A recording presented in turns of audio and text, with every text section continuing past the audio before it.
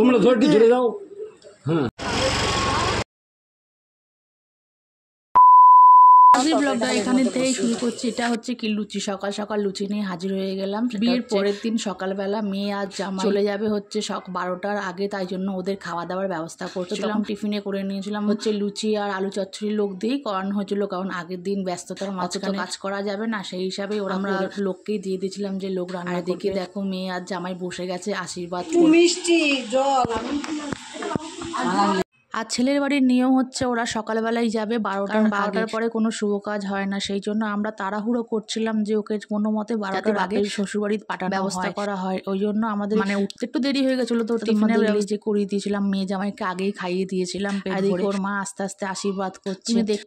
তোমরা দেখতে পাচ্ছ এই সময়টা এতটা খারাপ লাগে, কারণ একটা মেয়েকে ছোট থেকে বড় করলাম, প্রত্যেক মেয়েকেই যেতে হয়। আমরা জানি শ্বশুরবাড়িতে, আমরা নিজেরাও এসে যাদের মেয়ে হয় তাদের মায়েদের মানে একবার খালি জিজ্ঞাসা করবেন সেই সময় অনুভূতিটা কেমন হয়। আর এই যে গোপালটা দেখেছো, এই গোপালটা ওকে গিফট, এই গোপালটাই ওকে আবার আমরা পাঠিয়ে দিয়েছিলাম, যেহেতু নতুন সংসার জীবন শুরু করতে যাচ্ছে, তাই জন্য বললাম শুভ কাজে ভগবানের ওপর তো কিছু হয় না, গোপালকে নিয়ে সংসার জীবনে পা দিকে দেখো আশীর্বাদ করবো কি, ও তো কেঁদেই যাচ্ছে। ও মাকে না খুব ভালোবাসে, ওর বাবা ওকে আশীর্বাদ করতে এসে ও আরও ভেঙে পড়েছে।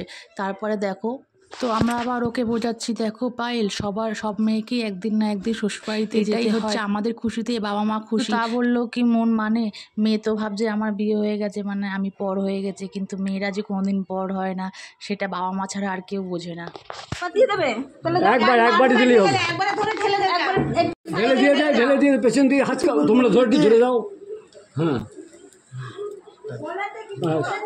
কিছু বলতে হবে না, ঠিক আছে, আর কিছু বলার কিছু বলার দরকার না। সময় খুব কম, এগিয়ে যাও। আর পেছনে কেউ ডাকবে না। শুভ জোরে হাত ধরাবে।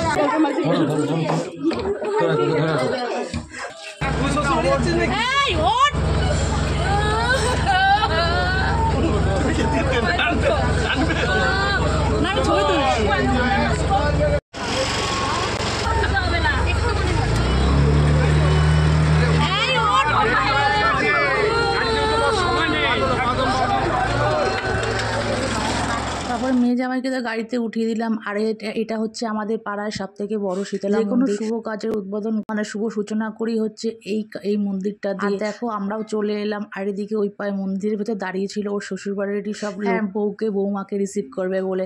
আর এখানে নতুন বর বউ বা নতুন কনে এখানে মায়ের আশীর্বাদ নিয়ে শ্বশুরবাড়ির দিকে রওনা হয়, আর ওর শ্বশুরবাড়ির লোকের দিয়ে ওখানে দাঁড়িয়েছিল, এটা খুব ভালো কথা। আর আমরা সব কোনে পক্ষ দাঁড়িয়েছিলাম মন্দিরের এপারে, আর সব বরযাত্রী দাঁড়িয়েছিল।